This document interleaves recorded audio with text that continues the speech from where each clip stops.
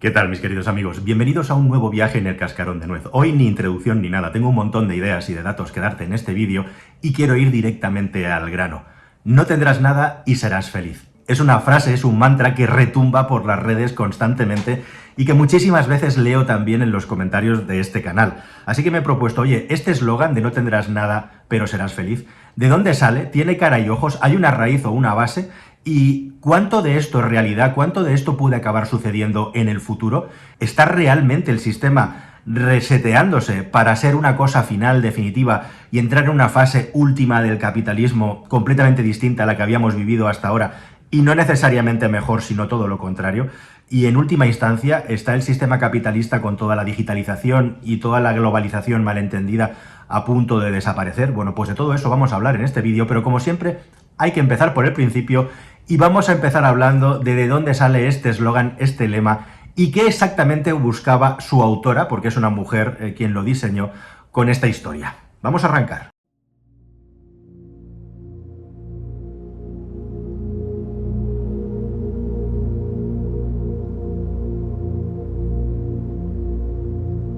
Bueno, pues toda esta historia proviene de un vídeo que el Foro Económico Mundial publicó a principios del año 2017, lo que conocemos como el Foro de Davos. Y primera cosa importante, no tiene nada que ver la Agenda 2030 con el Foro de Davos, aunque las ideas que se cuezan y se manejan por un lado y por el otro puedan converger, puedan coincidir, pero realmente hay un ser humano detrás de este eslogan o de esta idea que se puso en un vídeo tremendamente, podríamos decir, inocente, naif, en el que lo que se intentaba expresar eran tendencias que podían ser situaciones reales en un futuro para la humanidad. Y el vídeo empieza fuerte porque directamente la primera de las imágenes, la primera de las ideas que transmite el Foro de Davos, que por cierto se reunió en una reunión previa en Dubái, el sitio menos ecosostenible y podríamos decir menos vinculado a una humanidad sostenible que puede existir en el planeta Tierra, esa ciudad de la que hemos hablado mucho en este canal, pero lo cierto es que se reunieron allí en Dubái para dotar de contenido y para dotar de programa y agenda al Foro de Davos, que justamente se iba a celebrar, como siempre se hace en el invierno, en esa ciudad suiza, en el que el vídeo arrancaba fuerte porque la primera de las ideas es no tendrás nada y serás feliz, y a continuación te decían, y te traerán las cosas mediante un dron. Bueno, empieza a ser un poco contradictorio, ¿no? El hecho, si no tienes nada, ¿para qué quieres que te traigan las cosas en un dron? La cuestión es que el vídeo no tiene desperdicio, ahí van pasando las ideas, habla de que no comeremos carne, que es otra cosa que está muy en boga, que tendremos que cambiar la forma en la que nos relacionamos con los refugiados, porque será necesario acogerlos en los países occidentales, o que Estados Unidos ya no será la primera potencia mundial, ¿no? Son ideas, digamos, que intentan disparar el pensamiento, intentan disparar el espíritu crítico e intentan analizar posibles tendencias de futuro para la humanidad. Y detrás de todo esto está un ser humano que se llama Ida Auken.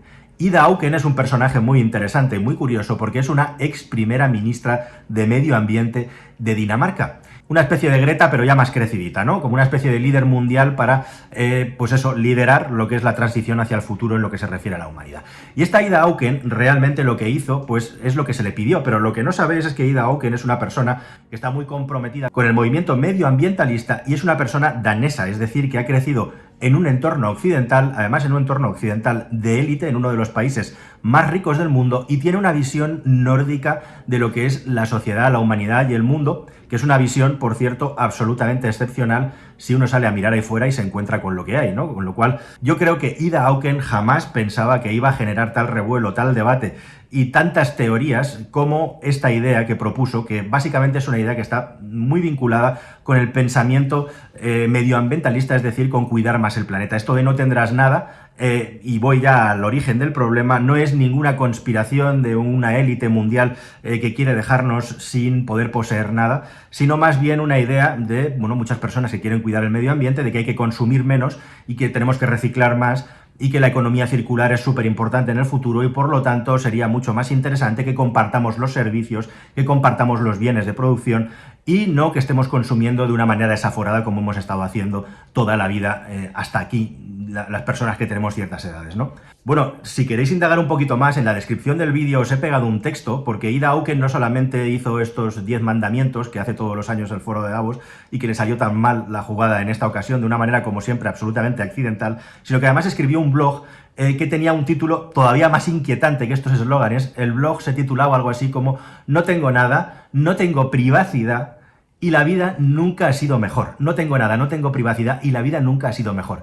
Y redacta un texto en el que alguien te escribe desde el año 2030, desde una ciudad, y te explica cómo es su vida, una vida absolutamente entregada a las corporaciones y al Estado, en la que no te falta de nada, la vivienda es gratis, el transporte prácticamente también, el agua es súper limpia y la energía la tenemos a borbotones sin tener que pagar nada. Yo me acuerdo de la película de La máquina del tiempo, en la que el protagonista acaba llegando a una sociedad utópica donde hay todo un montón de jóvenes rubios y rubias que se dedican todo el día a corretear por el bosque y chapotear en un lago y a comer fruta y viven felices como si hubiera una especie de entidad superior que les protege, les cuida, no les falta de nada. Ellos tampoco son capaces de saber qué pasa en su entorno ni de tener un espíritu crítico porque no les falta de nada, salvo cuando suenan las alarmas porque vienen los Morlocks, el ser malo que viene a comérselo, que viene a raptarlos, ¿no? Y se tienen que esconder cuando suenan esas alarmas. Bueno, pues esta visión tan increíblemente inocente y naif, pues puedo llegar a entenderla por parte de una persona, de una nórdica que en su puñetera vida ha pasado ningún tipo de penalidad, que ha sido educada en un igualitarismo absoluto y también, podríamos decir, en un buenismo que no se corresponde con nada, para nada, con la realidad que tiene el planeta Tierra. Pero como os digo, si queréis leer el texto, que parece escrito, por cierto, por un adolescente de 16 o 17 años en una redacción de fin de curso, lo tenéis ahí en la descripción del vídeo y vosotros mismos sacad vuestras propias conclusiones.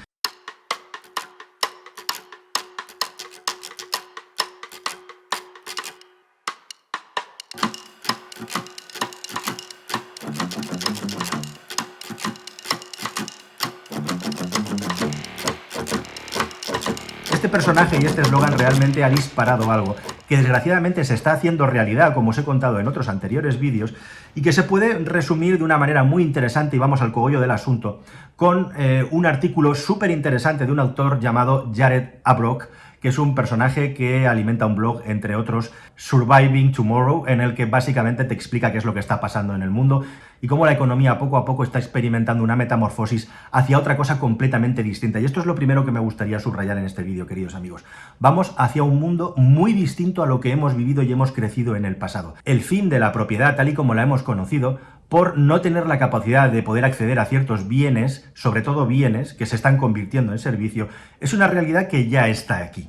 Este señor pone el ejemplo de los colchones. Yo en su día os puse el ejemplo de los tractores. Este señor pone el ejemplo de los colchones. Imaginad que tú te puedes comprar en cualquier tienda, en cualquier gran superficie, un colchón por 600 euros. Pero de repente hay una gran corporación que, tecnología mediante, tiene las herramientas suficientes como para poder hacer que estos colchones a lo largo de su vida útil generen mucho más capital, mucho más beneficio que estos 600 euros. ¿Cómo? Pues muy fácil. Me hago con el mercado de colchones y ahora, en lugar de cobrar 600 euros por venderte uno, te lo voy a alquilar a un módico precio todos los meses y a lo largo y ancho de la vida útil de ese colchón, pon el precio que quieras, 50, 60, 90 dólares, 9 dólares, da igual, al mes. Al cabo de todo el tiempo, ese colchón, en lugar de haber generado 600 dólares brutos, va a haber generado 3.600 dólares brutos. ¿Y cómo alguien alquilaría un colchón por 50, 60 o 90 dólares al mes cuando se lo puede comprar por 600? Pues aquí es cuando viene lo interesante. Sí, resulta que todos estos grandes grupos de inversión y todas estas grandes corporaciones se dedican a comprar los colchones y a comprar en masa los colchones en el mismo mercado en el que nosotros, los particulares, estamos comprando los colchones, y le dicen al fabricante, mire usted no tiene que arriesgarse a fabricar colchones en masa, 50.000 colchones en masa sin saber si los va a vender ni a qué precio. Usted déjeme a mí que yo le compro todos los colchones por un dinero incluso superior a esos 600 euros, mucho más, lo voy a comprar por 1.500 o 2.000 dólares, y ya me encargaré yo de colocarlos en el mercado. Así que usted va a saber cuánto dinero va a ganar este año, le voy a comprar X números de colchones y usted va a simplificar un montón su forma de ganar dinero y de producirlo.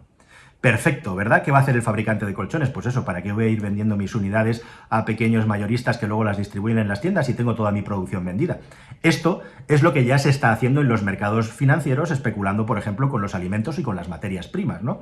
Jugar con el precio futuro de estos productos. ¿Qué pasa cuando la tecnología te permite poder alquilar todos estos productos ahora como si fueran un servicio? Estamos pasando de la compra al alquiler. Y ahora, cuando te vais a ir a comprar un colchón, porque no te da la gana de alquilarle a la corporación X tu colchón, resulta que ese colchón ya no cuesta 600 euros, sino que vale directamente 3.000 euros o más. Así que no te queda más remedio que alquilárselo a la gran corporación por meses, porque ya no puedes comprar un colchón. Las corporaciones se han metido a comprar directamente el producto, a secuestrarlo para luego alquilártelo a ti. Esto estamos empezando a verlo en muchos órdenes y productos que han sido base del capitalismo, que es el intercambio, la compra-venta, como por ejemplo un automóvil. Esto es directamente hacia lo que va la industria del automóvil, un encarecimiento tremendo de los automóviles e igualmente también montones de servicios por los que vamos a tener que pagar a lo largo y ancho de la vida útil del producto.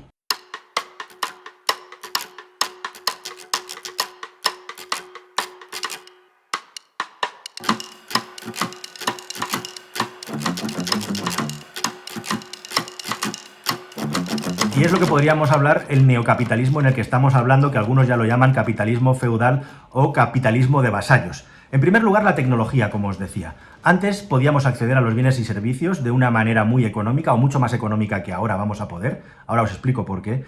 Y además, esto se hacía de una manera masiva, es decir, la mejor manera de ganar dinero por parte de las empresas que fabricaban cosas es producir el máximo posible para reducir al máximo los costes.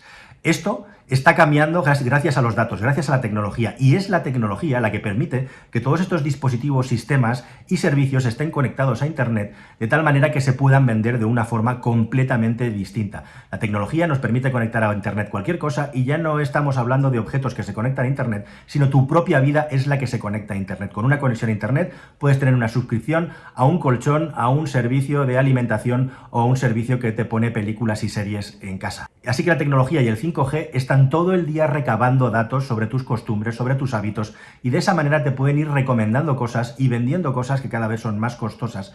Y ellos sacan mucho más dinero vendiéndotela a sorbitos, vendiéndotela a golpecitos más pequeños que vendiendo el producto entero para que le saques una utilidad.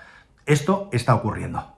Si esto le sumas el hecho de que esa tecnología puede bloquear estos productos para no permitirte que los puedas reparar fuera de lo que es el servicio oficial de esta empresa, y además te encuentras que todo el mundo comienza a adquirir estos productos, ahora servicios, y si no estás dentro, dejas de estar conectado con la gente, es decir, eres expulsado directamente socialmente, o dicho de otra manera, hoy en día lo primero que hacemos cuando nos vamos a un hotel o a una casa rural, en muchos casos, que es pedir si hay wifi, preguntar si hay wifi, pedirnos la wifi. Pues esto sería como acabar tus días sin tener wifi con el resto del planeta. Serías expulsado socialmente. Así que es muy difícil abstraerse y salirse de todo esto. Pero si la tecnología es el gran catalizador de todo este movimiento, hay dos movimientos más que ayudan y empujan a que esto sea así. El primero de ellos es el fin de la globalización como la conocíamos, es decir, nos hemos dado cuenta de lo complicada que es la cadena de suministro, de lo delicada que es. Con la pandemia nos hemos dado cuenta cómo dependemos de otros para todo, hasta para tener gel hidroalcohólico o una simple mascarilla, y se supone que vamos hacia una época en la que, mezclado además con nuevos tipos de nacionalismos, nos vamos a encerrar en nosotros mismos, y esta globalización en la que subcontratábamos nuestras vidas a Asia se va a terminar, y el resultado de todo esto es que la vida va a ser cada vez más costosa. Y el tercero de los fenómenos, y más importante igualmente también, es el medioambientalismo, es decir, esta teoría por la que no cabemos ya todos en el planeta. No podemos tener todos este nivel de consumo porque si no vamos a destruir el planeta, y tenemos que consumir mucho menos. Y para consumir mucho menos, ¿qué es lo mejor? El reciclaje y la economía circular. Es decir, que los productos y servicios, una vez finalizada su vida útil, sean reconstruidos, sean reutilizados y vueltos a poner otra vez en el sistema, con lo cual vamos a estar eliminando del sistema montones de unidades antes producidas que ahora alguien nos va a reconstruir y nos va a seguir ofreciendo en modalidad de alquiler para que podamos proteger el medio ambiente respecto a lo que estábamos haciendo anteriormente. Una puerta perfecta para dar la excusa para que efectivamente alguien controle siempre los medios de producción, de reacondicionamiento, e igualmente también en pos del medio ambiente no te permitan comprar un bien que ahora se va a convertir en un servicio precisamente para cuidar la naturaleza. Tecnología que permite tenerlo todo conectado y que todo pueda ser contratado en cualquier lugar y en cualquier momento sin tener que adquirirlo. En segundo lugar, el fin de la globalización, conocida como el sistema mediante el cual se subcontrata la producción a países con mano de obra mucho más barato. Y en tercer lugar, protección al medio ambiente. Estos tres principios hacen que grandes especuladores hayan podido ver una nueva forma de ganar dinero, donde es mucho más fácil y más rentable económicamente alquilar bienes para convertirlos en servicios que no venderlos, que sean tirados y volverlos a producir. Y además, con el sello de calidad del medio ambiente. Es posible que los últimos estertores del capitalismo sean de aquellas personas rebeldes que no quieran wifi cuando se van a una casa rural, de aquellas personas rebeldes que no quieran alquilar nada. Es posible que el último acto de rebeldía contra el capitalismo sea comprar productos y no alquilarlos. Nada más, mis queridos amigos, espero que esta historia os haya parecido interesante y nos vemos aquí en un próximo vídeo que espero que sea, como siempre, más y mejor. Hasta luego. Adiós.